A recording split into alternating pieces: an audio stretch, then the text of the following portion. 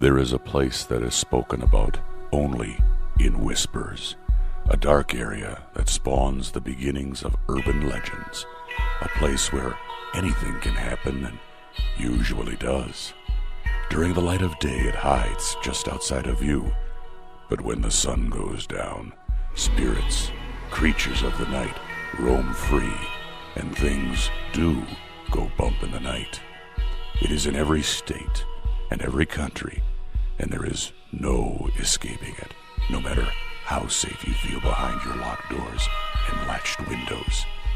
So we invite you to turn down the lights and turn up your radio while we join Dave Schrader and Tim Dennis, your hosts, on a journey into the darkness on the edge of town.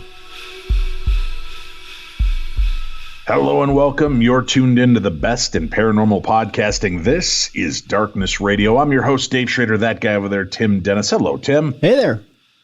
Welcome to November. Yeah, it's a little chillier. It's a little grayer. It's leaves aren't as prominent as they were last month. But in 19 days, I turned 54. So I've got that going for me. Yeah, you do. 54. How did that happen? We started this when I think I was 38. And now 54. That means this has been a part of my life for parts of 3 decades. What the deuce? 3 decades. Well, you know, I was 38, then in 40s. Now I'm in my 50s, so I'm looking at 30s, 40s, 50s, that kind of weird math thing that comes together. Yeah. Huh. 3 decades of my life. Okay. It's the way I do math, Tim. Don't question me. I see. I'm a Rhodes Scholar. Only because you've been on the road. Exactly.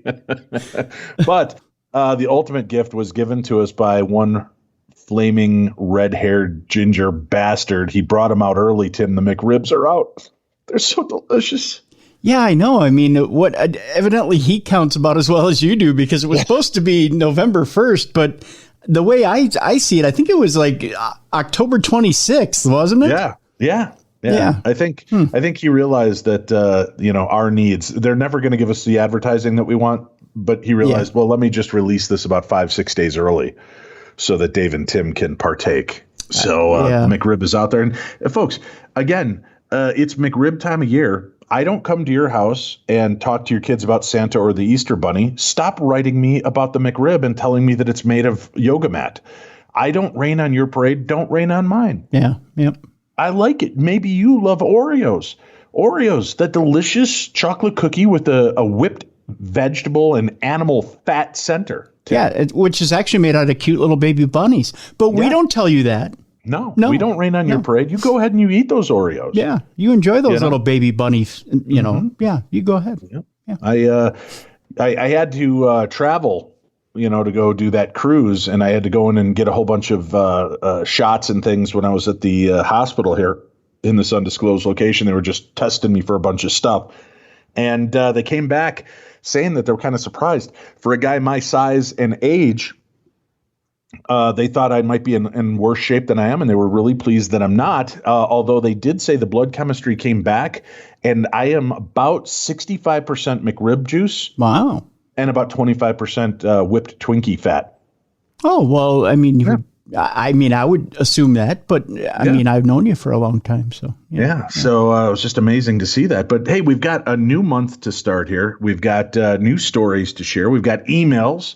We've got news.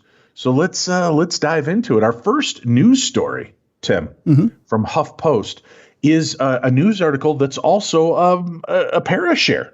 Oh. This person writes about their experiences with the supernatural. My family moved to America and into a real haunted house. Here's what happened. That's kind of a weird headline. Well, I take it you're moving from one place of oppression and going into another. Right. But here's just my thought. What, it needed a flashier, like family moves to America for safety and finds themselves entrenched in horror. And then you tell your story. But this just seems like, hey, my family moved to America and into a real haunted house. Here's what happened. That's just a weird headline to me. Maybe, I don't know. What happened to the good old days of, really like, okay, listen to Bill Curtis even try to make this line important, Tim. Okay.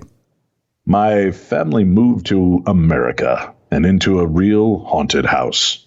Here's what happened. Yeah. There's no gravitas to that. Yeah, it lacks a little punch. Yeah. Yeah. Family moves to America to escape oppression and finds themselves entrenched in terror. That's an opening line right there. Yeah. I think what we're missing in today's media is some real creative headlines. And Bill Curtis reading everything. Yeah, well, there's and I have to apologize. My Bill Curtis is way off. In this undisclosed location, it is wreaking havoc on my vocal cords. Mm-hmm. I have to mute myself constantly because I'm clearing my throat like a 98-year-old chain smoker. So, yeah, it's one of those kind of things. But let's get started. People didn't want to hear about my phlegmy throat. Here we go. This is the article by Selena Giovanni. As a child, my first brush with a ghost wasn't Casper or some other spook from a children's book. I encountered the real deal in the house that we rented in Pennsylvania after my family emigrated from Kuwait. It was over a century old, essentially the size and strength of a wet shoebox, and was shadowed by an ominous oak tree in a rundown neighborhood.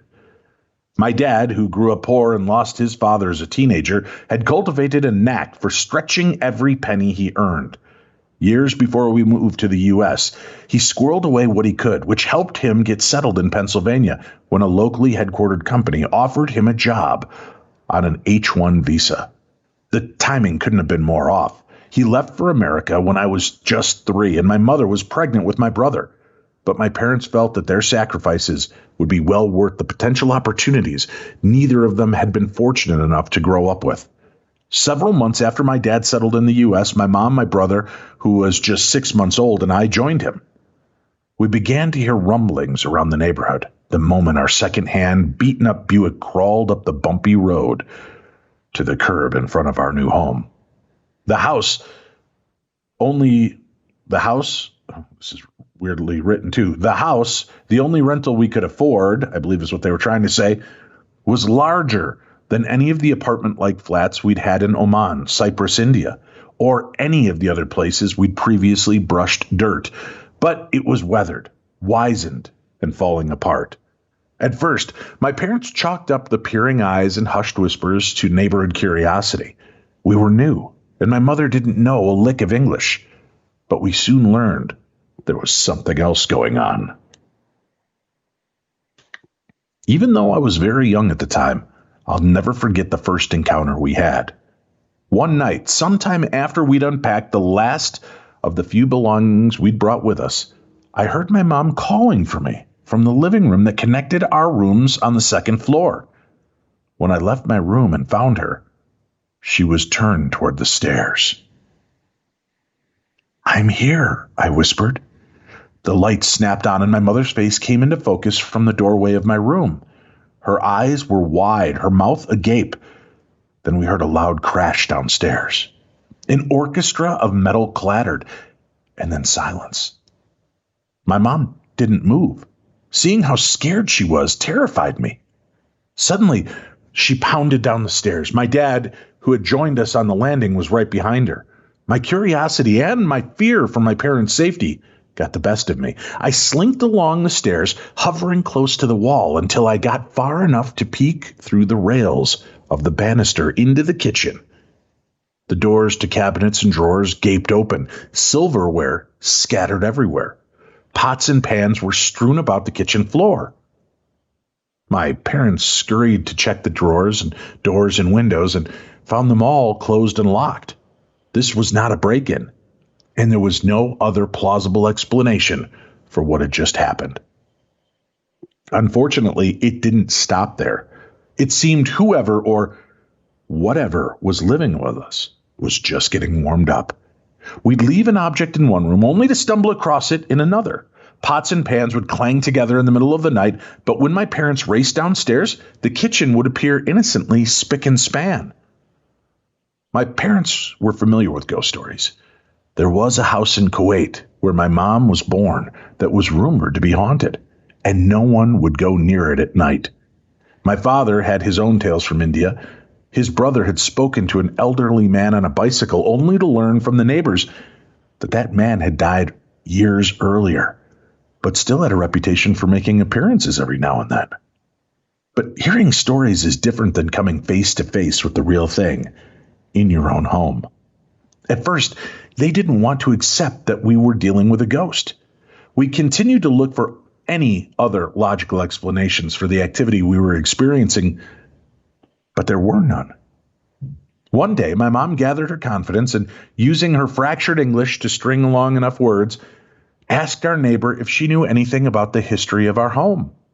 The woman leaned in conspiratorially and whispered that the previous owner had passed away inside the home. Inside the home, Tim! Ah!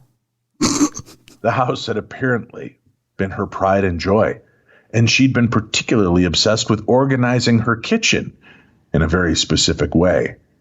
Now, we were officially spooked. My mom began to pray every night after that. She would extract her rosary beads from a wooden tissue holder, roll out a red rug, and squeeze her eyes shut as she swayed back and forth in deep concentration.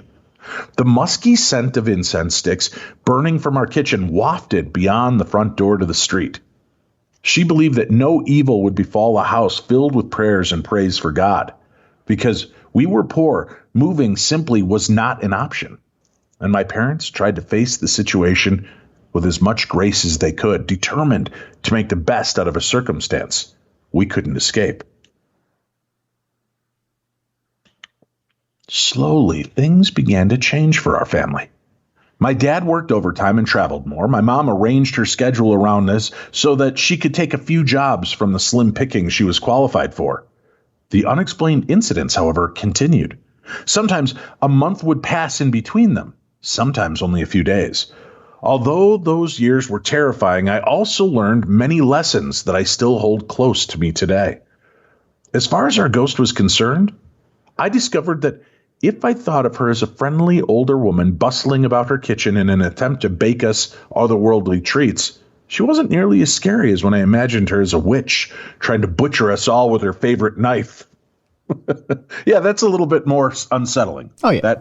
That visual perspective that she just painted for us. This exercise in positive thinking didn't always work, though. We were living with an unpredictable supernatural entity, after all, and we never truly felt at risk or being harmed, and I learned that fear is only as powerful as you allow it to be. Dun, dun, dun, dun. That seemed like the more you know moment right there, Tim. Oh, I thought you were going for Incredible Hulk there. I wasn't quite sure. Okay. No, that's more. Dun, dun, dun, dun. Okay. Dun, dun, dun, dun, dun. I had to do that a couple weeks ago when I got left behind at a filming site. Threw my backpack over my shoulder and threw out the thumb, hoping to catch a ride back to my hotel until they realized that they had left me and then came back for me. But I digressed, Tim. I also learned a lot from observing my parents' courage. My dad taught us to be strong and independent, and he and my mom demonstrated this with the finesse they used to handle everything that came our way. Whether it was moving across the world in their 20s with next to nothing in their pockets and 2 kids in tow, or living with a ghost. I was also learning about what it meant to be poor and what it meant to be a part of a community. Even though I was very young when we moved to America and therefore had a very limited understanding of the world, I immediately knew it was different from any other place we'd lived. My earliest experiences and memories are piggybacking on my uncle's shoulders after dusk in Kuwait, the sand spreading out before us, the wind tinged with the scent of shawarma, S-H-A-U-R-M-A. Was that shawarma? S-H-A-U-R-M-A. Shawarma? Is that shawarma? I've never actually seen the word spelled out, so I don't know. As we trekked to the local street vendor to grab a mango ice cream. In America, we had no family, let alone many people who shared our background or culture. No one wandered the streets past 8, and no music from nearby vendors' carts drifted through the crevices of our windows and doors. Our family struggled financially, but admittedly, what we experienced was different when we had been poor in any other part of the world than we'd previously ventured. Unfortunately, my parents hadn't been so lucky at my age. For them, poverty had meant skipping out on a meal or two, sewing their own clothes, and repeatedly mending the ones that tore. And for my mom, foregoing an education. Electricity, water, and gas were considered luxuries, or even just for the wealthy, as outages were common for most people. But for the poor, these fundamentals were often completely non-existent. We were able to survive in America, but without the money to buy anything beyond the necessities. I felt the sting of being an outsider. I was stuck using a beat-up folder with the other girls in my class flaunted their then-popular Lisa Frank school supplies. I envied their vast wardrobes of colorful snow boots, puffy vests, and endless selection of tops.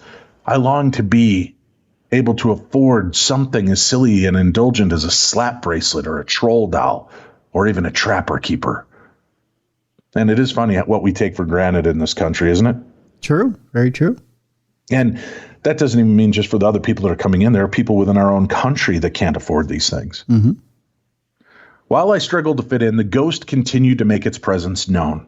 We wanted to leave, but we could barely afford to pay our bills, much less move. As we began to meet our neighbors and they learned about what we were dealing with, they offered whatever support they could. There were very few East Indian families in our area, so many of the people we befriended were curious about our past and our culture.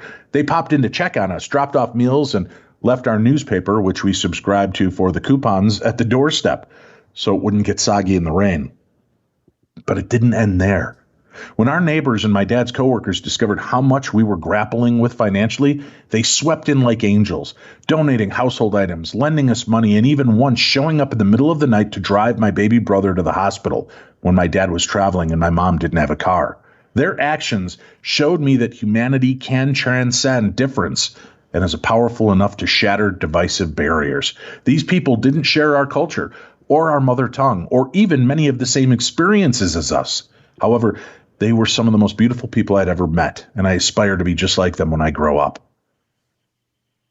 Very nice story. Yeah. Yeah. Despite these experiences and our haunted house, my family was still grateful to be a part of this country. My parents' recollections of what circumstances were like in other places they had lived continuously humbled them. No country is perfect, they always told us, but we are lucky to be here. Ghosts, paranormal phenomena. That would kind of suck. You come from another country, you don't have much money, and you move into a place that's crazy, freaky, haunted. Yep. Frying pan into the fire, so to speak. Yep. Yeah, exactly. Very strange. Yeah. All right, let's see. We've got a couple of emails here, Tim. Hey, guys, it's CJ again. I was listening to a video on glitches in the Matrix when I remembered 4 specific things that happened to me that I still can't explain to this day. Story 1, history class. See, I'm trying to make that sound creepy, and it was for me. Although I loved history, I was not keen on our teacher most of the time. That was one of my favorite subjects. You know what? I think my problem was I had like that Ben Stein history teacher for the first 2 years of high school.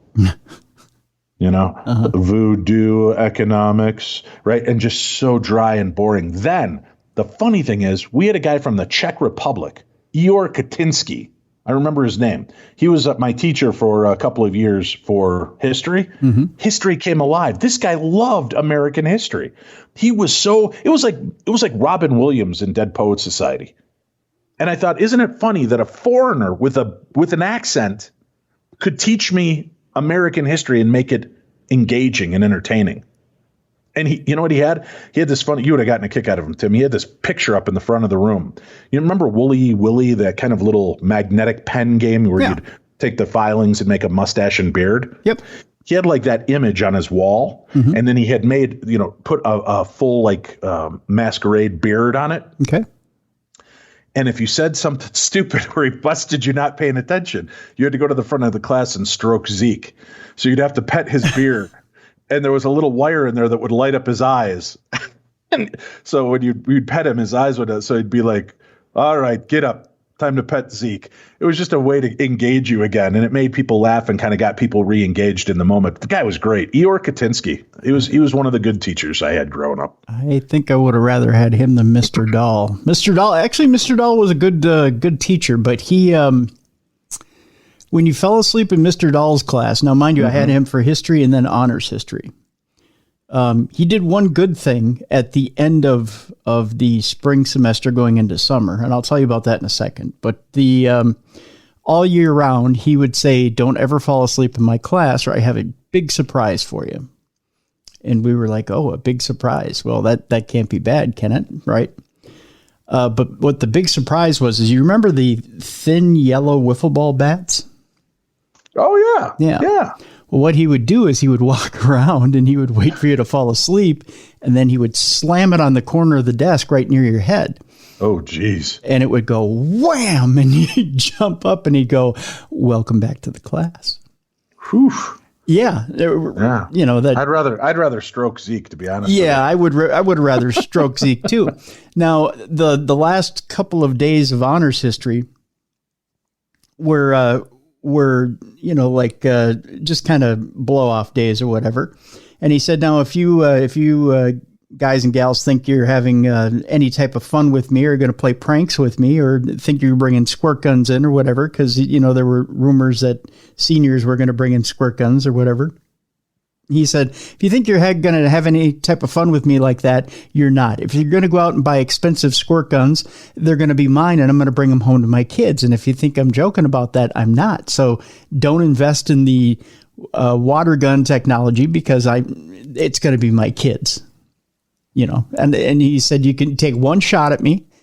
You can have your little fun. You can. Jesus. Was this guy like a former Vietnam vet? He was really, that's just a weird thing to focus on. I don't know, but you know, here me and my friends going, hey, at least we get one shot at him, right? Oh, jeez. So I went out and I got one of those at the time. Keep in mind, I'm dating myself here, but it's 1988. And they had the little battery operated machine guns, the water machine guns. Sure. If you put the battery clip in, it would go, and it would shoot. It looked like a country mile, but I could hit Mr. Dahl from the back of the room. So you were one of those rich kids with the automated machine gun. Gun. I was working at Chuck E. Cheese, my friend, every night after school. So I had the money to go out and get one of those machine guns. So I snuck it in. And in the second to the last day, because it was like 3 days before the end of the year, second to the last day, I pulled it out right before the movie. And I forget what movie he was showing us, but it was one that, you know, is kind of questionable whether you show it to seniors or not. So I pulled it out right before he's about to load the movie into the VCR. Yes, VCR. And I stood up and I had the machine gun in my hand and I said, say hello to my little friend. And I hit him with it and the entire class started laughing and I soaked him. And he said, Mr. Dennis, my kids are going to love that. And he just put his hand out and I just handed it over to him. Wow. And he let you get away with that one shot. Yep. That one shot. Because the payment was you shoot me, I get to keep your gun. That's it. Yep. Yeah. Yep. Yeah. So he was a cool teacher. That was probably one of the coolest teachers I ever had. Yeah. Besides my journalism teacher, my newspaper teacher. Crazy. Yeah. Well, CJ, I promise I'm going to get back to your email here. Are you ready? Yeah, go ahead. Story 1, history class.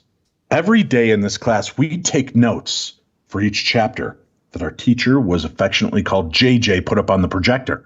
I got ready to write notes when I noticed the pages he put up were already written in my notebook.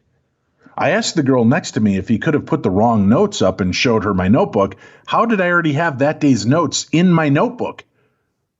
I was told they were new and we hadn't yet taken this chapter. Da-da-da-da-da. That is weird. Yeah.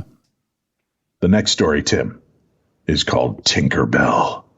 It's hard to make that one sound evil. Yeah. I have this memory of a Disney video of Tinkerbell coming out at the beginning of a video, trying to bring up the Disney logo, but her wand wouldn't work, so she tapped it on her hand and then it worked. According to Disney, this doesn't exist. I remember that. I do remember that because she like, bing, and nothing happens, and then she shakes a little bit, gives it a wrap, and then it comes up. I remember that as well. So we must be from the same parallel universe. Welcome, brother or sister. It's a CJ. I don't know which one it is. The Man in Black.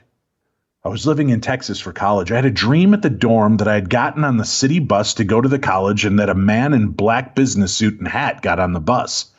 I was scared and panicked waking up. I figured I was stressed and then just laughed it off. But then I got on the bus And one stop later, the man in black from my nightmare got on the bus. Let's just say I noped off that bus pretty quickly. Nope. What makes him scary? Because he was dressed nicely and wore a fedora? I guess. Wow. Yeah. Is that an elite racist? I don't know. What do you call that? Somebody that's like, oh, I'm offended. You're well dressed. And a hat. That would be an elitist. Yeah. The three men on another bus. I was again on the bus, but this was back home in my city. These three older men got on the bus. They looked a lot alike and sat one row behind each other almost robotically. Then, after sitting, all three men turned their heads again robotically and looked back toward me all at the same time and turned right back to face forward. Yep, I got off that bus pretty quickly as well. What the heck's going on out there? CJ, I'll be honest with you. It sounds like alien abduction stuff to me. I mean, not the Tinkerbell part, because I remember that. But if you're seeing a man in black with the hat and then you're seeing these three robotic, I wonder if it's some form of alien abduction. Something to consider. Or maybe not. I don't know. I don't know. I've never had three people come up at the same time and turn their head and look at me, so I don't know. Okay, this next one asks us to please withhold the name. Okay. And although I'm billed first, I don't know if I should be offended in the fact that I'm just good old Dave and you're Mr. Dennis. I love your show and would like to say thank you. Your show is a very important resource for those listeners looking for answers that no one else can provide.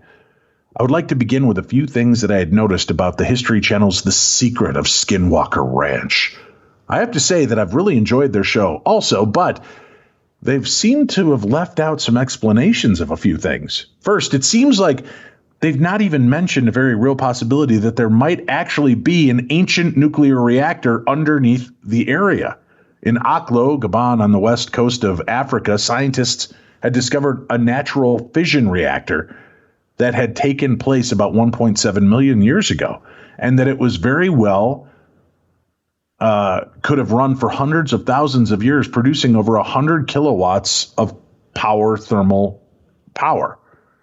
Okay, this is not fantastically written. I'll do my best. There had been accounts of strange lights in the area dating back through history from the local inhabitants about strange lights coming out from under the ground. I know that this explanation is only one possible answer to some of the phenomena that they have there at the ranch. It would also explain some of the other strangeness. For example, Caleb Bench, his cell phone acting weird. Nuclear fission can produce a multitude of gamma rays. Gamma rays have been shown to affect the microchip transistors in electronic equipment. So basically anything that has a microprocessor can be affected. I was made aware of this from a wonderful episode of that podcast Radio Lab produced back in May of 2019. It was a very interesting episode about something similar. Second, there's also another reason that a nuclear reactor is a possible culprit. Roughly 300 miles away in Colorado Plateau in Utah is located America's first uranium mine. So that would state that there is a very high likelihood of there being radioactive elements in the area. Third, when the area has thunderstorms move through the area, activity usually ramps up, which actually could be a result of water becoming neutron moderator for radioactive elements buried in sandy levels underground, causing the reactor to go critical and start producing energy. Fourth, because of the very strong magnetic field in the area, most likely the result of a meteor that fell in the area, the ionizing radiation that had been detected in that area might actually be traveling along the field, creating radio signals. YouTube science educator Anton Petrov has a very good episode about something similar having been detected before by scientists, especially around Jupiter and its magnetic field. Fifth, the laser experiment that baffled everyone at the ranch. Well, that one is very interesting. See, the laser definitely showed a type of refraction that usually occurs when light passes through a type of material that is transparent and reflective like glass or plastic. So what invisible object could there have been between the origin of the laser beam and the mesa it was being shined onto?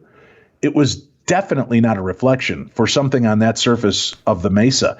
The action of how the beam was moving and how it was split was pointing to refraction, not reflection. So what unseen thing was it? That I don't know. Sixth, Thomas Winterton seems to have been attracted in the very same way that many different people throughout the world had fallen victim to something called Havana syndrome. Havana una na. There you go, Tim. Which is also attributed to being assaulted by direct microwave radiation. Oh, and a bit of a side note. I've seen a couple of shows lately that have brought up Robert Bigelow and his UFO artifacts discovery in Brazil. On the TV show Contact, 2019 season 1 final episode, they brought up some kind of document regarding Operation Plate. They used their link analysis software and were looking at the document from the 1970s. At 2 minutes and 56 seconds, another very notable name also appears, Hal Puthoff, along with Mr. Bigelow. Also, if you go to the YouTube and watch Third Eye Spies, at 1 hour, 54 minutes, and 28 seconds, Hal Puthoff is actually credited for retrieving alien artifacts. I seriously would love to ask Hal Puthoff and Russell Targ if they've ever spent any time at the Skinwalker Ranch. Obviously, Hal and Mr. Bigelow have worked together in the past. Even though I provided a lot of different explanations for much of the phenomena, it doesn't explain it all. Keep up the good work, and that comes from the Gingerbread Man. Interesting.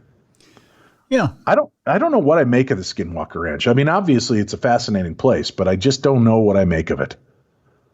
I don't know. It's crazy.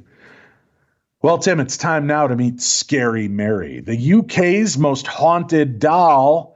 That's right. A man who owns a haunted museum in England maintains that one of his exhibits is very much the real deal. And we've got an audio daily double for that right now. Kicking off at our This Morning mansion today, but we're not the only building in the country experiencing some strange goings-on. A haunted museum in Stoke-on-Trent is claiming to be the proud owner of the UK's most haunted doll, known as Scary Mary. She sounds nice. Scary Mary.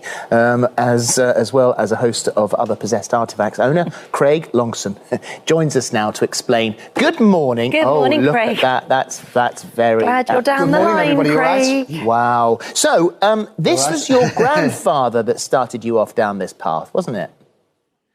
It is indeed. Yeah, many years ago when I was about 10 years old, shortly after my grandfather had passed, we actually felt his energy around. I could smell his tobacco smoke from his pipe. I was, only a young boy, and it's kind of at that age hard to understand your experiencing at that point. So I was kind of intrigued from a very early age within the paranormal industry. And also your home when you were growing up was haunted, so you were used to seeing spirits and ghosts around. Yeah, it was the house that we lived in was very, very active. It was quite a large house. It had a couple of big landings downstairs, a big old cellar. My dad, particularly as well, in the middle of the night, he would randomly see him. If he got up in the middle of the night to go to the bathroom, he would be sitting on the end of his bed. He would proclaim to be talking to his auntie who passed many years ago as well. So there was a lot of strange circumstances in that house that kind of always had you thinking of what else is around with you at the time. So the blue touch paper by then has already been lit, and you get into your 20s and decide to go with a bunch of mates and check out haunted locations. Yeah, there was 3 of us. We just sort of got together and we were having a chat about things as you do different times of the year and, experiences that we'd had. And the 3 of us just sort of started going around to the UK to different locations and seeing what we could pick up on, experience for ourselves within the industry, and kind of escalated from there then. Well, we went to some fantastic places. Some of them got a bit scared. Some of them stopped. You didn't. You then started your own paranormal events company, which has taken you to many, many strange and wonderful places. What's the weirdest, scariest supernatural thing you've ever experienced? I think for me personally, it was about 2015. We went to Mill Street Barracks in Ellesmere Port. And myself, and there was 20 other guests on this event, and it was for an external events company. So I was the guest medium on the night, and we saw a lady there that was, the only words I could kind of use is she seemed as if she was possessed by something, and it was witnessed by everybody on that night. She even comes onto our page now. She interacts with members of the public and tells them in her own words what happened as well to herself and her experiences with that. So it was a pretty scary thing to witness in front of yourself. You see these things on movies, TV, but when you're actually there to experience somebody who's been overtaken by something, it's quite scary, yeah. Well, you've set up your company, Ghost. What does Ghost stand for? It's Ghost Hunters of Stoke-on-Trent. So it's run by myself, and I have 5 amazing team members, which is Justine, Gemma, Lucy, Sam and Caroline. And the girls they all donate their time for us, the volunteers here at the museum, and they're very experienced investigators, and they love doing what we do. So, we have got a good experienced team behind us. So let's have a look at some of the things, because you're currently in your haunted museum, and this is something you set up in lockdown. All these artefacts were in your home. Are you completely bonkers? But now they're all in here. So show us what you've got, because we definitely need to meet Mary. Okay. Yes, definitely. Well, this is Mary. We class Mary as the most haunted doll in the United Kingdom at the moment. She's an amazing doll. She dates back to around the age of 1951. So she's got a great age to her. We sort of adopted Mary in the middle of last year. So we've had her for just over a year now. And as soon as we had her, she started being quite active in our room. She's been seen many times on CCTV where the chairs span from side to side. The chair's rocked, her eyes have moved. She's thrown herself out of a chair on 2 different occasions. She lights up lights that are around her, the equipment sometimes that she likes to play with. We've had 4 members of the public on a tour here, and she was actually on the table in the centre of the room, and she was rocking in front of them. Another 3 ladies who came on, they were having a tour, and they actually witnessed her eyes moving all the way over to the right and recentered themselves as well. So it's incredible footage to have. Did that not just scare the living daylights out of you? Like, did that just make you go, I want to get rid of her? No, not at all. She's amazing. She's a great artifact, one of the best that we've ever come across in all my years of doing this. So sometimes it can feel a little bit untowards, but most of the time, we're quite comfortable with Mary's energy that's around. Oh my God. What else have you got? Okay, so we'll take you a little look around. There's a lot of artifacts that come through. A couple of the main features that we like to look at is the coffin. This was donated to us again last year by a local lady. And originally this came from her pub, which was a haunted pub as well here in Stoke-on-Trent. And it was donated by local undertakers who had had it in storage for years and years. And this was actually used in the World War to bring fallen soldiers' bodies back into the United Kingdom. There's over 1,000 bodies that have been documented to have been in that coffin. So that can be very, very active. We get a lot of bangs, scratches, knocks around the coffin. People who stand by it get icy cold at different points. It's a piece of history and a great artifact to own to do with the paranormal research that we do as well. Wow, have you got a pram? Then over here, pardon? The pram. Have you got a scary pram? The pram, yes, we have indeed, yes, down here at the front. So this Victorian pram, I've had this in my possession for about 10 years now. On many, many live feeds caught on camera that this pram has been seen to be moved forwards and backwards of its own accord. And we've had this going on for about 8 to 9 times over the last year. And like I say, it doesn't just roll one way, it rolls backwards and forwards, so it moves in both directions. And it's a great piece to have. It's always put in front of the coffin. The room as it's set up here, the corners, originally how this was all produced in my house and where we used to work. So all this was in my home through lockdown. The other artifact that we would like to show you is what we class as the poltergeist mirror. This come from our local house in Audley, and 2 families owned this mirror, and it was their aunt who got in touch with us. She was kind of distressed that the homeowners were seeing a little girl in the mirror to start with in the bottom left-hand corner.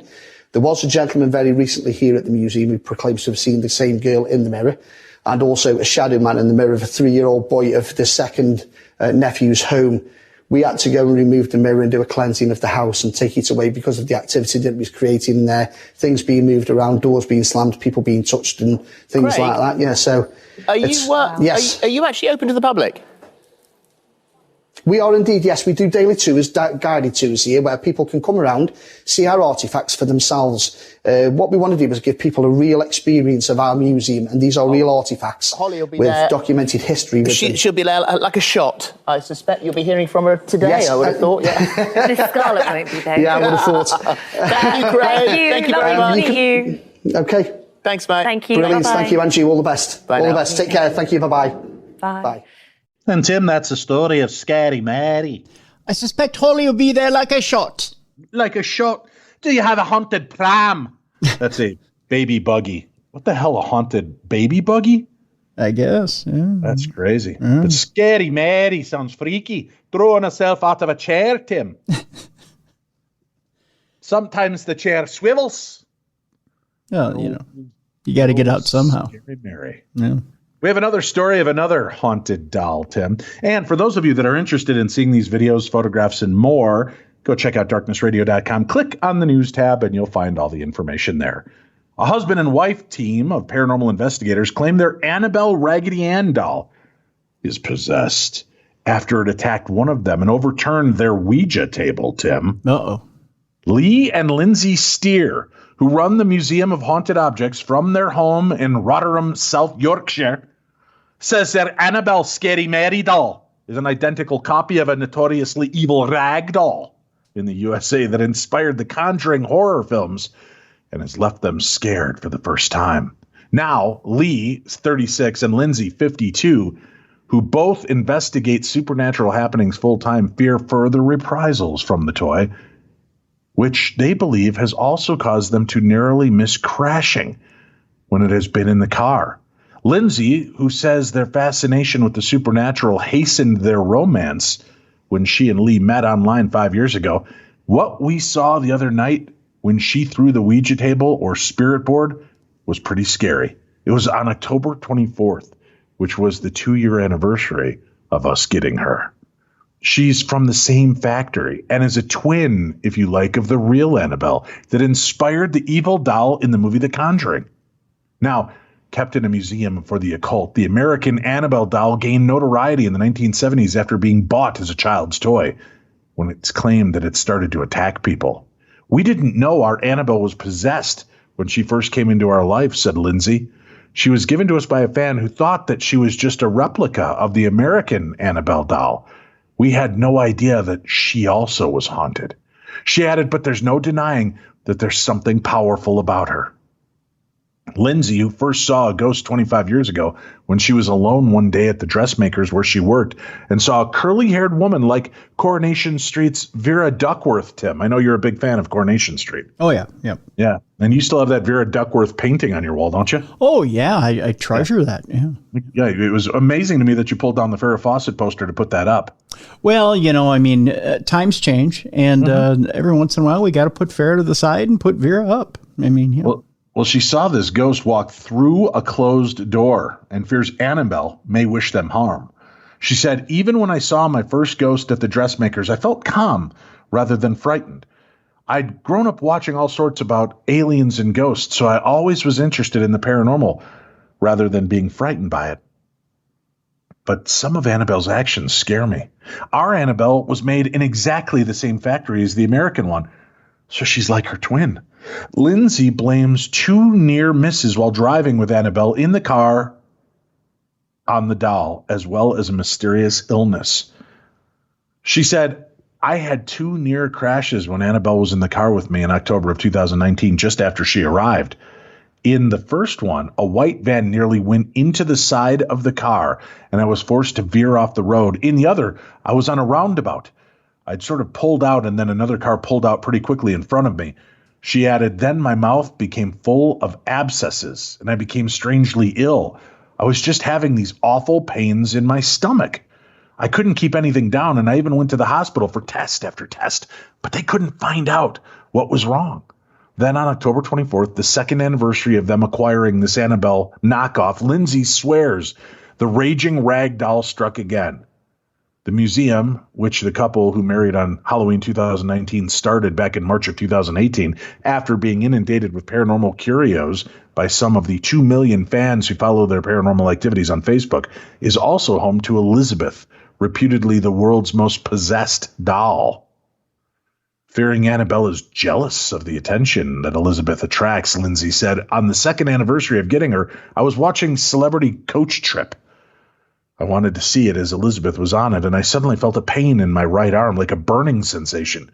She added, I looked down, and my arm was bleeding. I couldn't believe it, but I instantly knew it was Annabelle. I do wonder if she was jealous. Later that night, the heavy metal Ouija table used for seances to contact spirits was hurled over. We have a Ouija table for visitors to use, said Lindsay. She added, Annabelle was sat in the room staring at it, and it just flipped over all of a sudden and fell on the floor. It was in the middle of a visitor seance, and they rang us. So we looked at CCTV and couldn't believe our eyes. It was definitely Annabelle forcing the table over, as no one touched it. I mean, it's solid metal. There's no way it could just flip over on its own.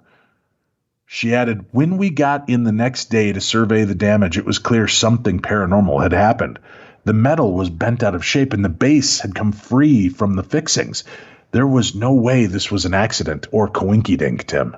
No coinkydink here. Nope.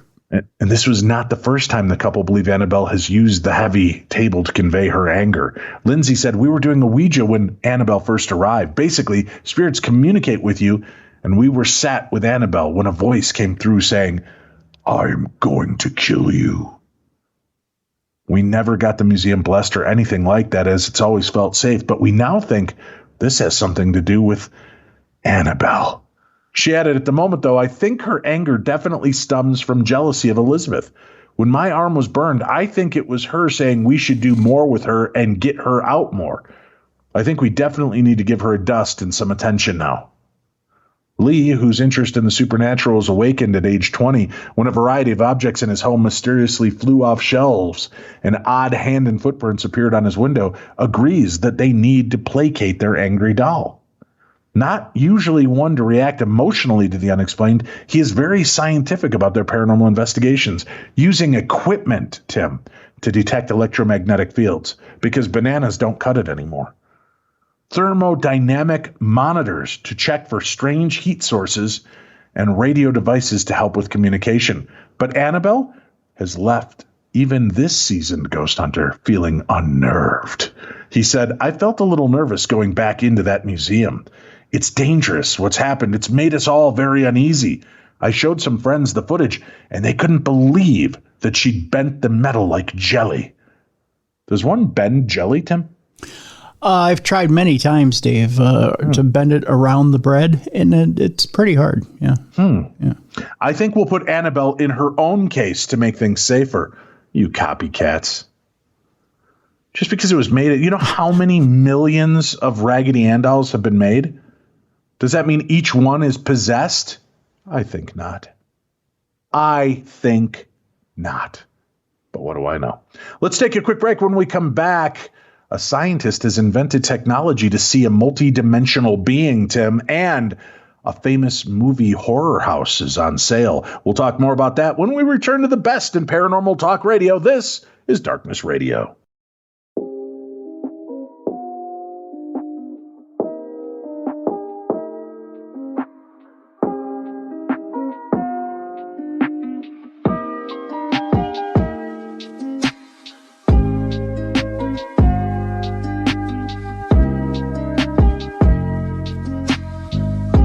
Welcome back to the program. Thank you very much for contacting me by email, sharing your stories, your thoughts, your input on our show. We appreciate it. And Tim, with that said, I wanted to jump to a quick email following up on last week's point when I talked about the term slaves versus enslaved people. Mm-hmm. Okay. Mm-hmm. We got an interesting email. Hey, Dave and Tim, I'm listening to episode 125 News and Parashare, and you and Tim took a pause for the cause and started talking about the change between slave and enslaved people. I'm not a scholar, but I've been black for 50 years. So here's my thoughts on the change. Slaves was and is seen as property, therefore not seen as people.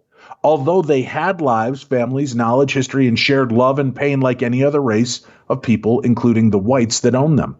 The key word in enslaved people is people. Because we're entering a phase in society where a lot of harmful and historic wrongs are being rectified and corrected.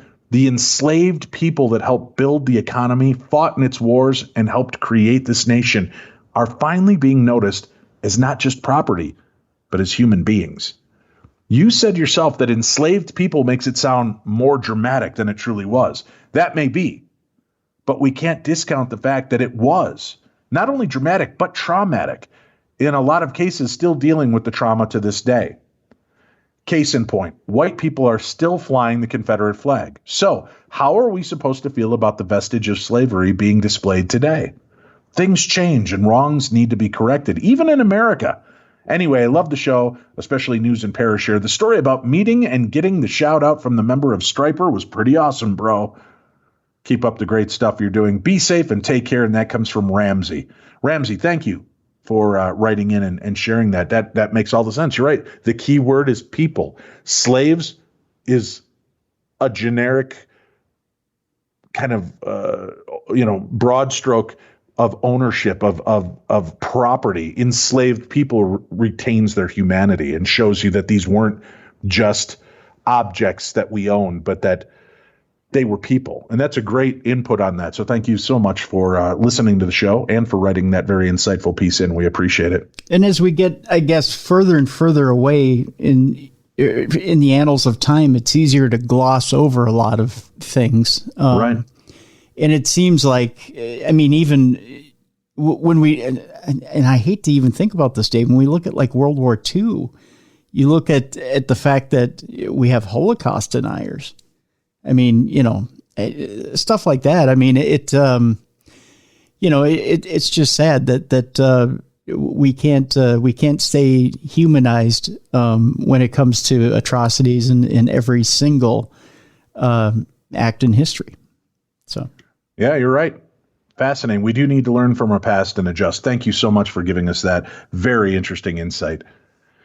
Daniel Nemes, scientist and inventor originally from Spain but residing in Colombia since he was 14 years old, became interested in astronomy and science. He was a member of the astronomical group of Madrid, Spain.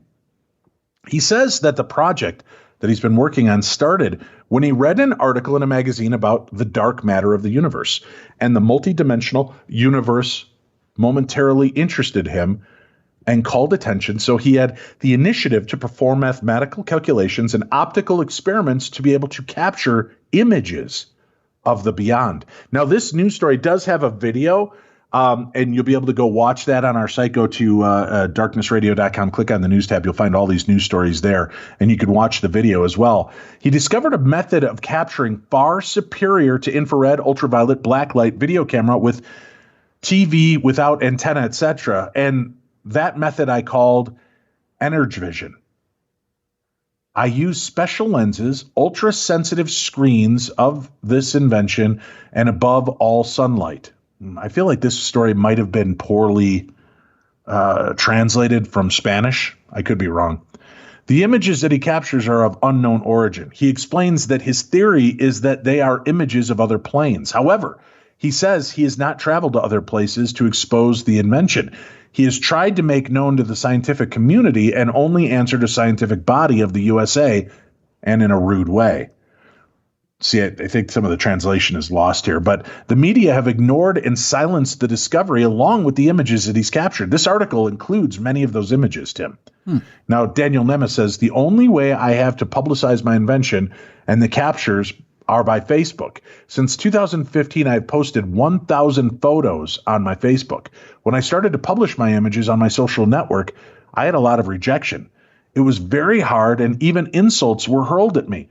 Fortunately, my images are now more known, and when I post on Facebook or in other groups, it is rare to receive a disqualification or insult. But you can be a judge for yourself looking at the images. There are some wacky-ass images on this thing. I'm just flitting through them. I mean, there's some just bizarre shots he's got, some almost demonic-looking creatures. Some of these creatures look, I don't mean to be dismissive, but they look like they're straight out of He-Man. Really? Just like this one has got like this super muscular body with almost like a lion head and like a chest plate armor, it almost looks like. Just weird pictures. This, I would love to work with this guy. There's like a giant Mothra looking being. This is really cool. Then there's this image of, looks like a gray sitting in a yoga position. It's very cool. Wow, I'm just flipping through these. These are pretty impressive, man. If you want more information about his technology, you can go to a link that's in the article as well, Daniel Nemes link. So go check it out for yourself. I'd love for you guys to weigh in. What do you think of these photographs? I'm gonna click this over real quick, Tim, and send it to you because I want you to just glance at these photos and see what I'm talking about. But my God, if he's figured a way how to photograph this stuff, that could be huge. Huge. Do you hear me? Huge. Yeah. I'm going to send this over to Bill Chappell. I'm going to tell him maybe you can contact this fella. I'm spelling everything incorrectly too, so he'll enjoy that. Yeah, I'm sure he'll be all over that. Yeah. Crazy. Yeah, Maysby, I said. Maysby. Instead of maybe. Yeah, Maysby. Oh, he'll love that. Maysby, you can contract this fella. and Ekchan, I forgot the E, Ekchan Ideas, but he'll I fixed it. First thing he'll do is call you and ask if you're feeling okay. Yeah. And, it's like I'm suffering a stroke or something. Yeah. Have you ever gotten a strange text out of the blue from somebody you love and it's like just wackadoodle writing? Yeah, well, yeah. There's a couple of those I've gotten, and I contact the person, and they were like, "Oh, I'm on Ambien, man. I'm sorry. I was probably night texting." Night texting. I love that song, by the way, by REM. I don't know. Yeah, it's a great song. Are you looking at those photographs? I am, yeah. They're pretty impressive. Those are cool and weird looking. They're very bizarre. I'll give them that. Which is what I used to put on all of my dating apps. I'm cool and weird looking. Yeah, well, it explains a lot. Yeah. All right, bitch. You want a new house? I got your house. The Nightmare on Elm Street house is on sale. How about that, Tim? It can stay there. No, if settling down for a good night's sleep inside a house once haunted by the razor-tipped fingered demon known as Freddy Krueger sounds like you're kind of fun, here's one hell of an opportunity. The house featured in the original Nightmare on Elm Street, it's on sale, Tim. How much do you think that the house that really was only used, for the exterior shots, I believe, how much do you think that house is worth? And just so we can clarify, it wasn't really haunted by a razor-tipped fingered demon known as Freddy Krueger. That was a movie. What state are we in? What market? Let's see. North Genesee Avenue. The iconic location is in LA's Spalding Square neighborhood. The address was 1428 Elm Street in Wes Craven's 1984 horror classic, but the property is actually located on North Genesee Avenue.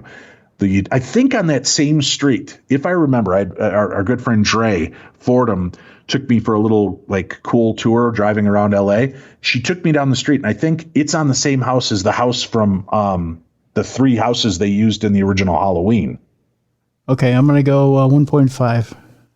Okay, now let me give you this information. The Dutch colonial-style house built in 1919 has 3 bedrooms, 3.5 bathrooms, and, of course, the pool that Freddy Krueger is enjoying in the photograph above. If you find yourselves genuinely spooked by the home's link to the movie, fear not. According to the LA Times interview with the realtors representing the property, the ties to the movie stop as soon as you walk through the front door. Inside, it's a beautiful traditional-style space with a modern twist. Welcome to Elm Street, bitch. The Nightmare on Elm Street house is homey, pleasant place if you forget about the movie association. The new owners will look out their picture windows each day to see terraces and patios, as well as nicely landscaped yards with citrus trees. There's also a guest home on the property that sports a designer bathroom, kitchen, and patio. Okay, I didn't mention guest home. 2.5. So unless you're worried Freddy might be coming for you as the kids sing in the movie, just be sure to get your offer ready, Tim. Okay. So what do you think they're asking for? You say 2.5, knowing everything you know now, 2.5 is where you're going. Yeah, 2.5. Yeah. $3.5 million. Boy, that's an inflated market if it's 3.5. Yeah. Yeah. Huh. Crazy. Even if I had 3.5, would I buy a 3-bedroom house with 3? How come there's 3.5 bathrooms in a 3-bedroom house? Does each room get its own shitter? Yeah, pretty much. Shitter's full, Clark. That was very eloquent how you put that. Thank you. Each room gets its own shitter. That's right. Yeah, it's and down next to the kitchen's another. Yeah, you gotta have one next to the kitchen in case we got a bad meal. Crazy. 3.5. All right, so that's for sale. There's go ahead. Oh, I was gonna say 3.5. So there's a shower in case there's a nuclear blast. I guess. Yeah. I'm not, but they have a nice pool and a guest house out back, so that's pretty good. Yeah. Now, in filming the amazing TV show The Holzer Files, which is a paranormal themed show, don't be fooled by the name. We're not just a spinoff of the Rockford Files. The Holzer Files, which we filmed for 2 seasons, one of my favorite places was a location called the Morris Jumel Mansion. And I love this place because of the original ghost story attached to it. This isn't just legend. This actually appeared through multiple newspapers. a group of children on like a field trip had gone there. They got there early with some of the parents and teachers, and they were creating a ruckus in the front yard when a woman came out on the little veranda and hushed them, then went back inside. And then a few minutes later, the docent came to let them in, and the teachers apologized for the loudness of the children and didn't mean to bother the person inside. And she informed them, there is nobody inside. I'm the first one here. And she says, no, it was one of the reenactors. She came out on the deck and hushed us. And again, she said, there's no one else here. When she let them in, there's a large portrait of Mrs. Jamel hanging on the wall. Sarah Jamel, I believe is her name. And everybody recognized her as the woman that came out and hushed them. That's what drew Hans Holzer into the case. He investigated, we investigated, amazing place. Well, the Morris Jamel mansion is back in the news, and we've got another audio daily double for that. Let's go ahead and give a listen. The Morris Jamel mansion was completed in 1765 as a summer house for Roger Morris, his wife Mary Phillips, and their family on approximately 135 acres of land. With the outbreak of the American Revolutionary War in 1776, the Morris family abandoned their summer home. Museum coordinator Meg Lynch takes News 12 inside on an exclusive paranormal tour. As we made our way through the first floor of the mansion, Meg recalls a weird encounter reported by a colleague. One of my colleagues who actually spearheaded our paranormal program was vacuuming in here. Now these carpets were woven on 19th century looms, hand woven, so they are very delicate and need to be cared for. So he was vacuuming, left the room, turned the vacuum off, left the room, and a short time later heard the vacuum turn back on in here. Yeah. That's probably the biggest event that's occurred in here. She says that's not the only one. As we made our way to the second floor, she begins to detail another chilling encounter. Often we smell the strong sense of body odor as we're going down the stairs, and strong smells or scents are believed to be one of the ways in which those in the spirit world might be able to communicate with us. I always say investigate with your five senses. What are you hearing? What are you seeing? What are you smelling? What are you feeling in your gut? What happened next? Direct communication with spirit. So right now we're going into Washington's war room, and we're getting a ton of activity, you guys. On both of our meters. On both of our meters. And it stopped immediately at the same time too. Oh, I literally have chills. Oh, the cat balls just went off. No way. Yep. Both? No, just this one on the right. So if you just so the cat balls are so if we saw the light go off, if you could do that again just so that we know it's you, we would really appreciate that. Whoa. My meter just went off. If there's anyone here, could you touch the cat balls on the fireplace? I think there's someone here. Can you please touch that ball again? It's going off here. Can you please touch the ball on the mantle? It's definitely going off, right in this area. Let's see if I get the same reading. Yeah. Oh, and then it goes away. Yeah. If there's anyone here, could you touch the cat balls? They'll go off if you... Thank you. Thank you. Well, can you touch it again just so that we're sure that was you?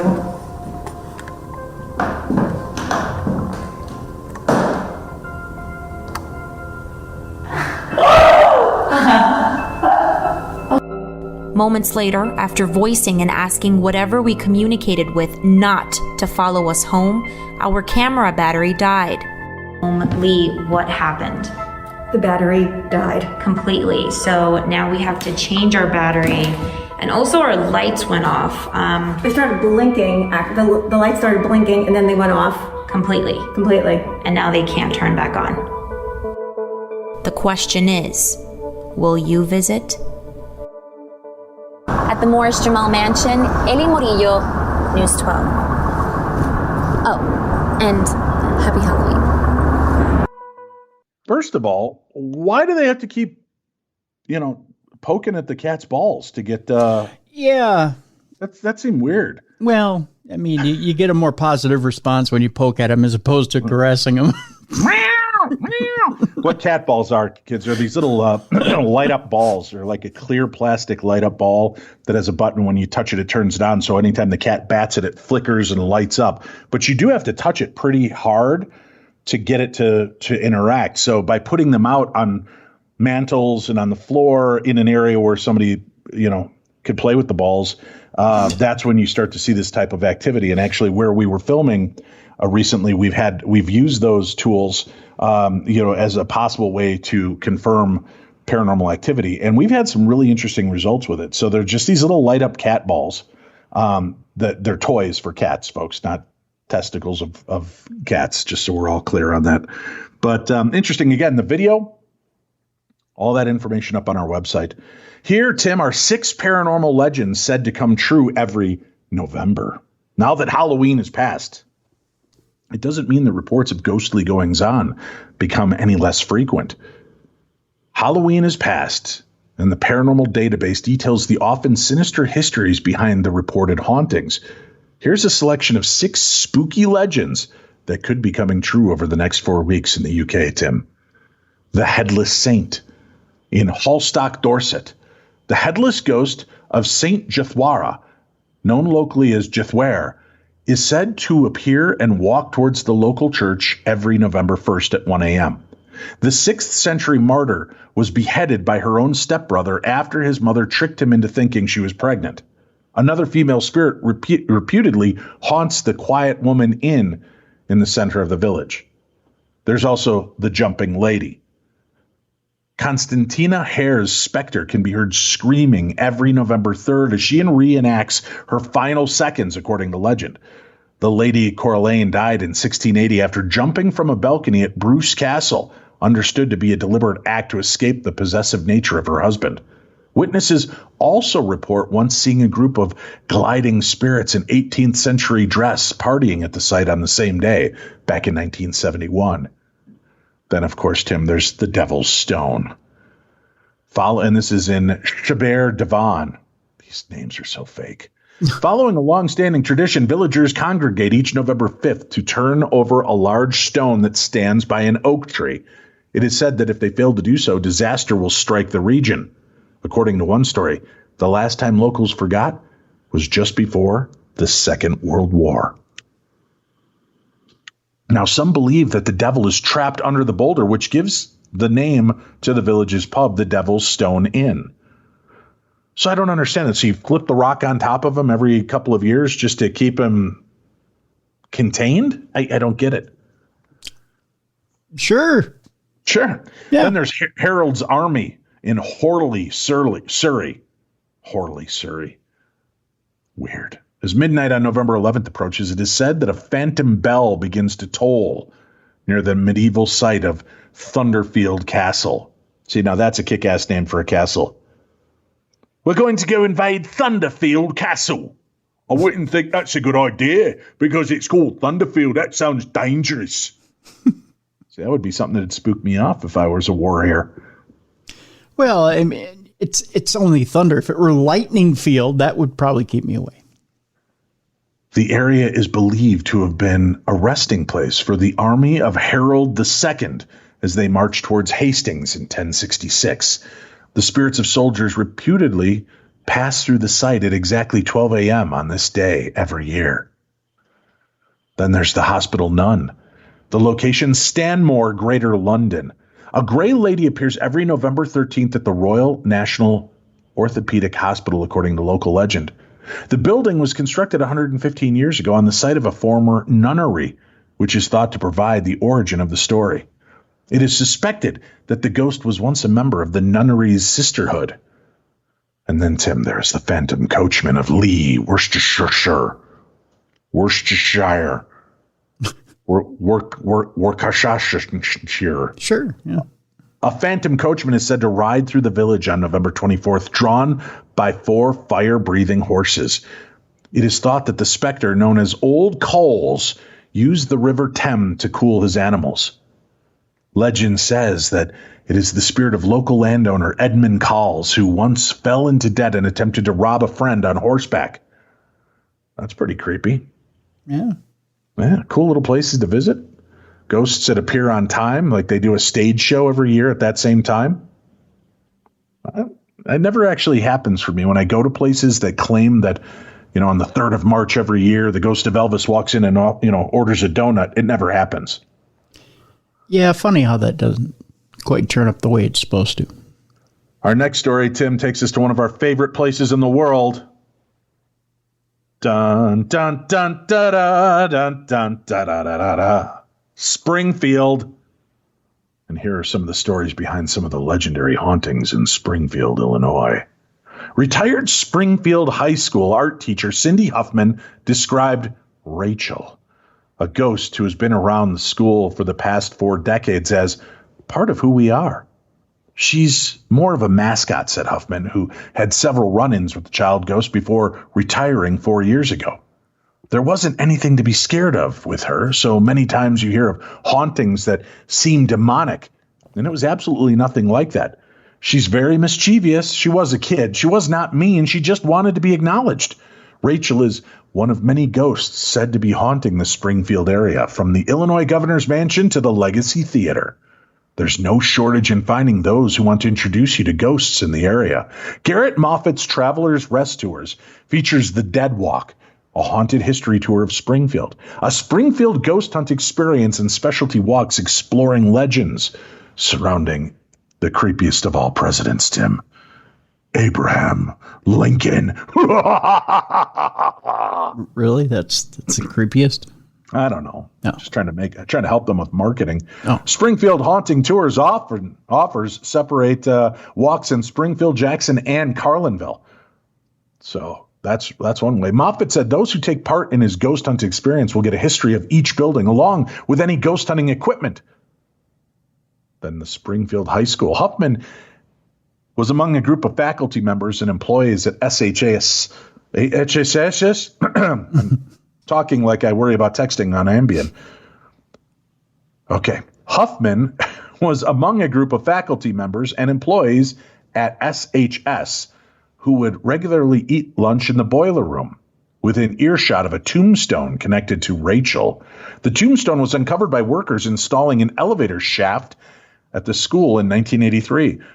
The school is built on the site of the former Hutchinson Cemetery, which was closed by city ordinance in 1874. Most of the bodies were exhumed and moved over to Oak Ridge Cemetery. The tombstone is marked "Our Daughter," and on top, cut down but not destroyed. On the front, a definitive identification hasn't been made as to who the marker commemorates. Huffman said retired custodian Darrell Hicks came up with the name Rachel for the ghost. Huffman even did a drawing of the little girl described as 10 to 12 years old based on Hicks' description. The drawing hung on the bulletin board for about a week before it just disappeared, disassembled. Huffman discovered in a binder belonging to Hicks. I guess ghosts don't like their image, Huffman said. Rachel would often open the elevator door for the custodians. Huffman said, though she recalled 2 school district carpenters who refused to ride the elevator. They would put their tools in the elevator, hit the button for the floor, and then walk up, she said. Other workers refused to go into the boiler room because that's where Rachel hung out when she wasn't in school. The SHS Student Film Club, guided by advisor Dave Heinzel, made a documentary about Rachel back in 2009. Like Huffman, Jeff Lightfoot, a history teacher at SHS for the last 23 years, appeared in that documentary. Lightfoot said he hasn't had any direct encounters with Rachel, except for hearing random noises in supposedly empty classrooms and having the occasional elevator door open for him on its own. I love the story about the history of Hutchinson Cemetery and the plot of land SHS is on, Lightfoot said. Rachel is definitely a fabric of the history of SHS and is one of the most unique things about it. Then there's the Illinois College, Tim. Professor of history Jenny Barker Devine said ghost stories permeate the Jacksonville campus, founded in 1829 and the second oldest college in the state. Barker Devine also said it's important to set the stories in context of the history of the buildings and to tell the real stories behind the ghost stories. So she leads haunted hilltop tours on campus at 6 p.m. on Thursdays, Tim. So in case you're there and looking, yeah. It formerly belonged to David A. Smith, an attorney and friend of Abraham Lincoln. The legend is that his daughter Effie had a beau who was killed during the Civil War. On receipt of the news, she flung herself from a rocker at the top of the house and died. A story persists that if the rocker is moved, Effie will move it back. Barker Devine said, other unexplained events include clomping footsteps, temperature changes, and doors slamming. In reality, Effie Smith married and moved to Cairo, Illinois, but who has time for logic, Tim? Another sister, Emma, died at the Jacksonville State Hospital for the insane, although the place is refuted, in 1887 after 9 days of acute mania, according to her death record. The ghost stories, Baker Devine said, only started circulating around the 1980s. Barker Devine insisted on telling the stories of both sisters. What really stood out about that story was that somehow we can accept this romantic story of this young woman falling to her death because her boyfriend was killed. But it's a lot harder to talk about a woman struggling with a very real mental illness. Another ghost is said to haunt McGaw Fines Art Center. The figure, Barker Devine said, is widely known as Frederick Frank Hayden, a former dean of the college. The man is seen in the wings of the theater wearing a suit from the 20s or 30s. Hayden said several newspapers reported that he died while attending an IC football game in 1922. So why does Hayden show up at the theater? Barker Devine said the college's athletic fields once stood where McGaw was built in the 1970s on the campus northwest edge. I tell people if they see him to let him know football moved down the hill to the new field. Oh, she's a card, Tim. Most of the goings-on at the governor's mansion have been attributed to Catherine Yates, the wife of Governor Richard Yates, who ran it from 1861 to 1865. Smoke alarms are known to go off for no reason, and on one occasion, an Illinois state trooper was trapped in an elevator for hours, Tim. Catherine Yates' son, Richard Yates II, would also serve as Illinois governor from 1901 to 1905. Then we have the Legacy Theater. Author Troy Taylor, a friend of our show, says of the Legacy Theater, formerly home to the Springfield Theater Guild, there's a very good chance this is the most haunted building in Springfield. Taylor noted unexplained sounds and lights have been heard and seen. Sets and prop pieces have moved and fallen without human invention, and the pungent aroma of a certain facial cream that occasionally lingers. A lot of fingers historically have been pointed to Joe Neville. The story was that he was set to play a leading role in a 1955 show when it was discovered that he had been embezzling money from his firm. Just days before opening night, Neville committed suicide, and since then, the strange activity has commenced. Then there's the Eldred House. Shortly after this 23-room mansion in Greene County was completed in 1861, the 4-year-old daughter of traveling salesman James J. Eldred died in that home. 2 other daughters of Eldred would also die in the home of disease, and Eldred himself purportedly died there. Volunteers working to restore the home reported hearing voices and whispers, or have been touched and tapped on the shoulder, and tools ending up in other places. American Hauntings has recently hosted ghost hunts and investigations of the home. So there you have it. Those are some haunted places in Springfield, Tim. So if you ever find yourself bored and lounging about in Springfield, boom, there you have it. Well, there I go. Yeah. Here's 6 paranormal legends. Oh, we already read that one. I don't need to cover that one again, Tim. I like that story so much I put it in twice. Well, there you How go. about this one? Ghost hunter suffers a paranormal hangover after angry specter whooshes through him at a haunted Victorian fort. Tony Ferguson is the specter detector that we're talking about. A ghost hunter described his atrocious paranormal hangover caused by an angry specter that whooshed through him after telling him to get out and chasing him down the corridor of a Victorian fort 2 weeks before Halloween. Personal trainer Tony Ferguson, 36, visited Fort Whitley near Portsmouth, Hampshire, a reportedly haunted building used in both World Wars, with his financier wife, Beverly, 46, and a group of ghost enthusiasts. Fluffering Fluckatash. They're looking for paranormal activity. He ventured into the coal tunnels beneath the building, aiming to confront the spirits alone. Tony of Lyndhurst, Hampshire said, I called out to the ghosts. Anyone need help? Are you lost? Are you trapped? Why are you so angry? This is often what I call out to get a response from spirits. In reply, I repeatedly heard, get out, leave. Say it, don't spray it. I heard both a man and a woman's voice. They really didn't want anybody there. Then suddenly, at the end of the tunnel, I saw a mass of fog shooting down towards me. It lit up. I started to retreat, running back down the tunnel, managing somehow to turn around while I was still filming. Tony had taken an infrared camera with him and captured the whole astonishing episode on film. Then I felt a whoosh when the spirit went past, and I could feel it go straight through me. Afterwards, I felt completely drained for the next few days. It was a paranormal hangover. But this isn't the first time that Tony has caught a ghostly apparition on film. Back in 2016, he made headlines after capturing the outline of a man skulking along the corridor and moving through a wall on camera at the Bodmin jail in Cornwall. You can see a figure that looks sort of old world with his head down, walking across the bottom of the cells, basically just going towards nowhere. Preferring not to research a location before his visits, so he has no prejudice or expectation of what to find, Tony will later discover that his extraordinary film had been shot on the anniversary of the death of William Hampton, who was hanged at the jail on July 20th, 1909. They believe that this was the last walk he did before he was hanged, as he was the last man to be hanged at the Bodmin jail. Being a magnet for ghosts has had its uses for Tony, who said it helped clinch the relationship with Beverly, who has also had a long-term interest in all things paranormal. When we first got together, ghost hunting was already a big passion of mine, so I took her to events and she noticed the amount of paranormal activity that happens around me, he said. I suffer from ADHD and have higher energy levels than most. I think that helps spirits to manifest around me more easily. Since as early as he can remember, Tony has experienced spooky sightings in broad daylight in his grandmother's London kitchen. When he was just 3 years old, Tony started meeting a ghost. When I went over to my nan's house, I used to cry a lot, and she thought it was because I didn't like her. She was wrong. It was because I would see this gentleman in the house, a tall figure wearing a suit. Another well-dressed ghost. That's terrifying. He looked like someone from the 1900s, and we reckon now it's my granddad's dad.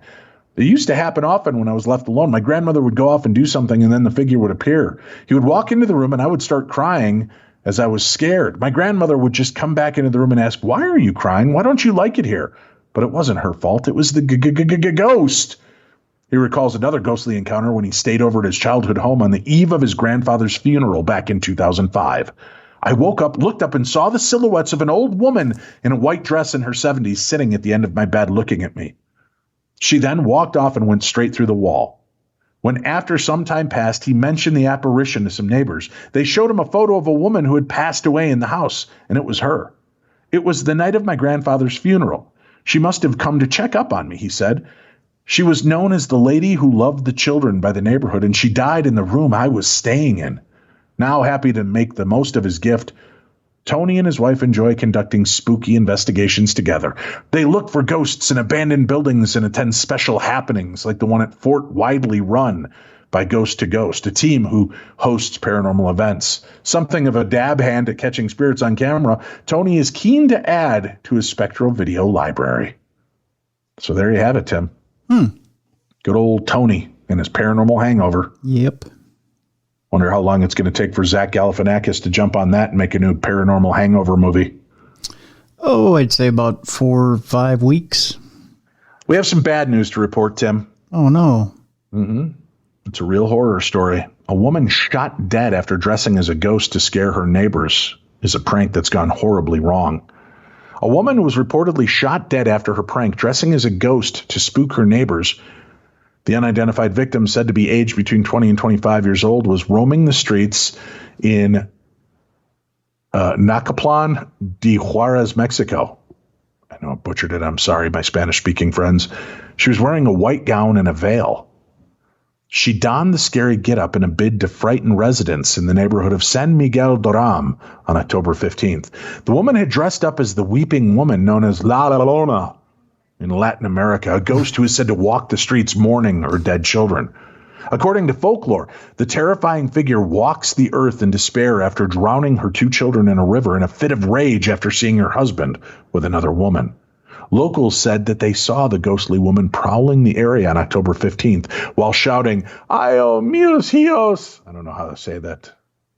I hope I got close. "Ay, mis hijos," meaning, "oh, my children," of course, Tim, in case my translation did not come through properly. Yes, yeah. One resident filmed the woman's antics just moments before she was reportedly shot dead with several bullets by a scared neighbor. According to local reports, the spooked shooter fled after opening fire on the woman. The municipal police have not revealed the victim's identity, and no arrests have been reported in connection with the shooting. State authorities have reportedly launched an investigation into the shocking incident. It comes as thousands gear up for Day of the Dead celebrations across Mexico on Halloween. The video of the weeping woman has since been shared across social media, as well as gruesome images allegedly showing the victim. Children are often told the terrifying tale in a bid to encourage them not to wander off in the dark. Why, if you think it's the ghost, why would you shoot at it? I'm going to prove that ain't the ghost. Boom, boom, boom. Because if it's the ghost, it'll be safe. If it's not the ghost, you got him. Good Lord. I don't know. How sad is that? All right, here's an interesting topic I don't think we've ever covered. The evil eye in the Mediterranean, how to avert accidental envy. The ancient Mediterranean belief of the evil eye still has its adherents today. Those who have the eye are thought to give bad luck unintentionally to anything or anyone that they are envious of. The evil eye is an accidental kind of misfortune, and anyone might be capable of casting it. Simply congratulating someone or admiring a neighbor's belonging is thought to cause a calamity to occur if not accompanied by a blessing. This belief is very different to curses, which require a witch or sorcerer to make the magic happen. When it comes to the evil eye, Tim, anyone can possess it, and no special skills are required. Historically, the varied ways in which we could be cast, prevented, and cured make up a mind-boggling landscape, which is difficult to navigate. Just as amulets are used in many cultures as lucky charms or for religious protection, they have traditionally been just one of the array of tools used to combat the ever-present risk of the evil eye. When Cliff was born, his grandmother, Vicky's mom, pinned a red piece of string on him, a red piece of yarn. Mm-hmm. I'm like, what's that for? She goes, to avert the evil eye. And she was dead serious. Polish person. Yep. That was her belief system. And I'm like, well, what's the evil eye? She goes, if people give that kind of side eye, like, that's casting the evil eye. Anytime you kind of look at something and feel jealous or gluttonous or envious of it, and you're kind of casting that look or disapproving, you're actually casting kind of this superstitious curse on a person. The person would use different rituals and symbols depending on where they wanted to prevent the evil eye or if they need to cure its effects. They might put horns on their house to absorb the evil eye cast by someone walking by, preventing it from affecting them, or they could make the sign of the horn with their hand to deflect the evil eye as soon as it had been cast. So I guess when you're throwing out the old devil horns like you would at a rock concert, yeah, you're just bang, bang, shooting that power back at Metallica. Bang, bang. Enter Sandman, kiss my ass, bang, bang, right? You're just firing him back at stage. There are also numerous ceremonies carried out to cure the evil eye once it had been taken hold. Almost anything was thought to be vulnerable to the effects of the evil eye. A person, their spouse, their children, or livestock could fall physically sick or suffer with mental health because of it. Farmland might become less fertile. A household object might break, or a terrible accident could befall a family member. Farmland might become less fertile. Would you mind if I stood up, pulled my pants down, and you just shot a dirty look at my balls, Tim, just so, maybe I'll be less fertile? Oh, not at all. Go ahead. Sure. All right, here you go. Yeah. Oh, Tim, that was evil. I felt that. Oh, yeah. Yeah. Well, hopefully I'm less fertile now. Sometimes a person could just simply face a long period of bad luck, which seems to come from nowhere.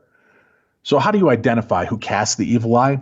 The reason a person regularly gave a blessing after complimenting someone was because everyone thought they might possess the evil eye. It was therefore important to make a statement to prevent its ill effects, just in case. Oh, Tim, I really like that new shirt you're wearing. May God bless you and keep you. So see, that way you're counteracting it by sending good love to them as well, I guess. Yeah. Envy was viewed as something that anyone could feel on some level, so no one could avoid accidentally becoming a caster. In some communities, the evil eye was thought to be inherited and permanent, but mostly it was seen as a temporary problem. Sometimes a caster who was thought to have certain characteristics that made them more likely to fall into this envious trap. Those who behaved in antisocial ways, Tim, not waves, showed too much interest in their neighbors or had an unusual lifestyle were thought to be particularly susceptible. Identifying the caster didn't constitute a witch hunt or bad treatment of the person in question. Rather, it was a blameless sort of mission to resolve the issue at hand. The caster would often agree to give up a sample of their clothing for the ritual to cure the afflicted.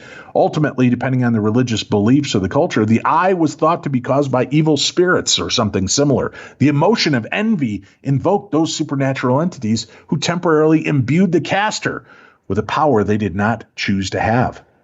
Now, since reproductivity was important to families, children were seen as particularly at risk from the evil eye, especially newborns.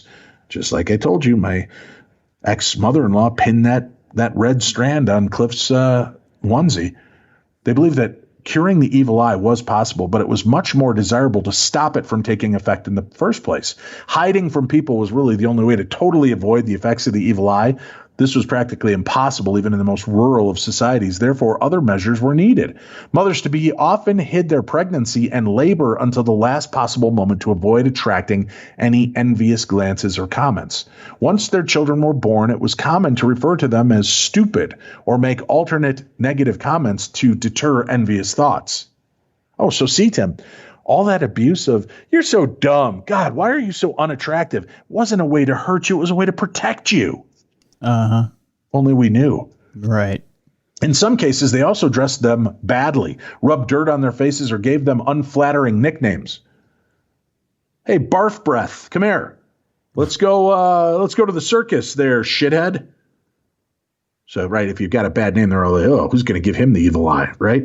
Mm-hmm. But then people look down upon things that they don't like. So wouldn't that be casting an evil eye as well? Oh, shithead. I don't want to know that kid, right? Yeah.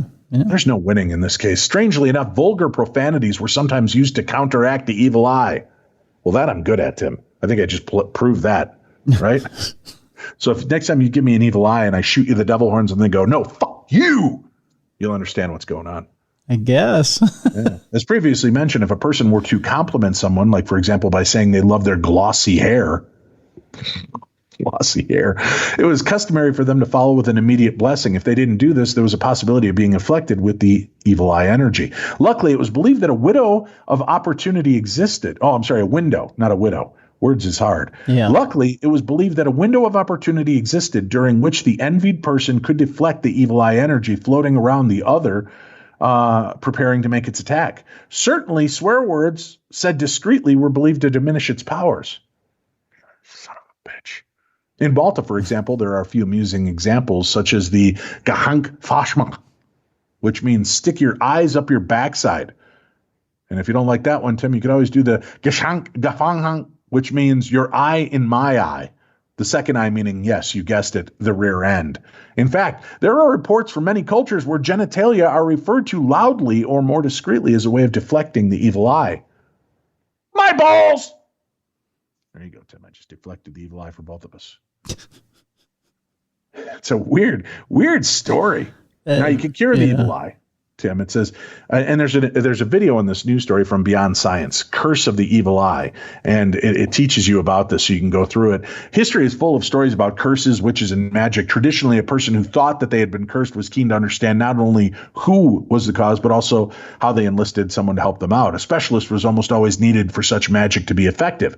Removing the curse was also a complicated procedure fusing pagan and religious practices. Some witches were cast out of society for the role that they played, while others ended up in much worse trouble.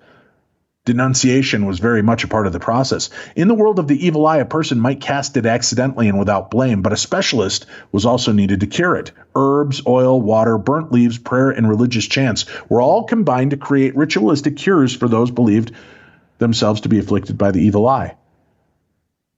I'm going to do a little cure for you here, Tim. Are you ready? Ready. Kumalada, kumalada, kumalada vista. No, la vista. Eeny, meeny, examini, ooh-walla, walla, mini, examini, zala, mini, ooh-walla, walla. It piddly out and boat and bobo, badit and dat. You're clear, Tim. Ooh, ee, ooh, ting, tang, walla, walla, bing, bang. Be careful. That's a totally different thing, Tim. Oh, okay. Yeah.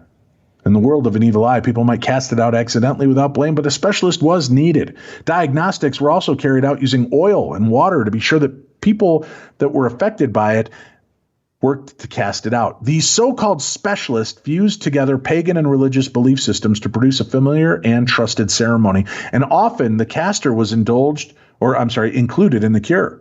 It was socially acceptable to politely request the caster for help since they hadn't caused the problem intentionally.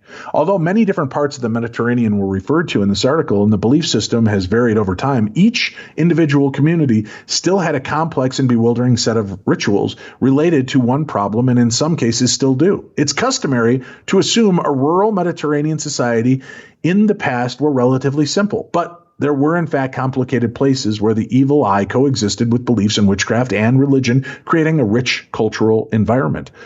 In general, anthropologists view the evil eye in a similar way to other magical practices. In times of uncertainty, when survival was often dependent on uncontrollable elements such as weather, beliefs, and rituals helped people to explain and manage their environment. Infrequent but difficult occurrences such as drought, infertility, or diseased livestock needed an explanation beyond that of chance. So basically, it was just a way to try to, it can't be that I just have shit land. Somebody gave me the evil eye. They were just kind of lumping it all together on that. I see. Very strange. Well, that full story and video is up on our site at darknessradio.com under the news tab. Finally, Tim, FedEx pilots filmed a UFO that followed their plane. A cargo plane reportedly encountered a mysterious object during a routine flight over Mexico. According to reports, the incident, which took place on March 19th, involved two pilots who had been flying near Monterey when they encountered a pulsating orb. The unidentified object dropped down from above and matched their altitude before flying alongside the plane for around 30 minutes. While the pilots have not been named, one was understood to be a career pilot with over 19 years' experience, while the second was a veteran fighter pilot who previously had flown F-15s. They have been described as competent airmen, highly experienced with observing and identifying aircraft, and are capable of determining normal observations and incidents from unusual ones. According to the report of the National Aviation Reporting Center on Anomalous Phenomena, also known as NARCAP, why do we need to put it into that form? The plane had departed Querétaro International Airport when the sighting occurred, Tim. The first officer had initially believed the object to be a meteor, until it matched the plane's speed and altitude, indicating that it was under some sort of intelligent control. The captain described the UFO as a brilliant, bright yellow-white plasma object in a teardrop shape. The two men actually managed to capture around 5 minutes of footage of the object, which also features their dialogue at the time of the sighting. NARCAP Executive Director Ted Rowe found the incident particularly intriguing. "We have a database going back to 1916, he said. It describes 4 basic types of UAP encounters. That's unidentified aerial phenomena. And that's right. And they're balls of lights, spheres, cylinders, and disks. I went through the analysis. There was some argument that it could have just been an astronomical effect. Venus was quite bright that night, but when you take the entire narrative of how they described it dropped in vertically, stopped at their altitude, and then paced their aircraft, that is a very consistent story with UFOs. We've heard many of those. They flew northbound out of Querétaro Airport. Venus was quite high in the western sky at that point and bright, and they were well aware of it. And guess what, Tim? If you go to darknessradio.com and click on the news tab, you can find this article, and they give you a link to the actual footage of the UFO that was captured. So, yeah, I make it easy as I can for people to follow up on these stories, Tim. They just have to go to darknessradio.com, click on that news tab. While you're there, also check out our shop. You can get a lot of cool paranormal swag for the holidays coming up, or maybe some of your favorite true crime books we've covered on True Crime Tuesday. So there you go. There you go. Well, that's it for today, kids. Thanks for tuning in and spending your time here on the best in paranormal podcasting. I'm Dave. That's Tim. This is Darkness Radio.